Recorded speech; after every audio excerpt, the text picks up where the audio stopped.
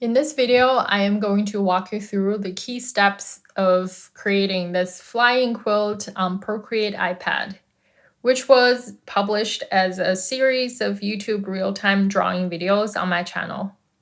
For those who loves tips and tricks, you're in the right place. Let's get to work. So over here on a new layer, I have my blanket here. You can create rectangle with drawings on it, whatever. Just make sure you have everything you want to introduce the movement to in one layer. So I have this basic 2-color quilt over here, and I'm gonna click on adjustments, and all the way down to the bottom almost, there is an option called Liquify. So tap on that, and I want to use the push because this gives me one directional change instead of 2-directional. So you can adjust the size, pressure, distortion, or momentum, which are the sliders at the bottom. So I'm just gonna select push and then gently draw across my blanket.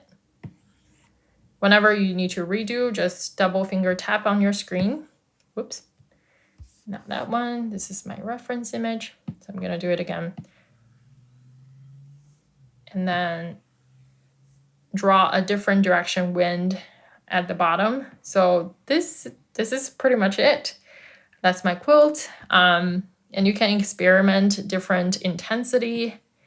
The wind can be stronger or weaker, whatever you would like in your scenario.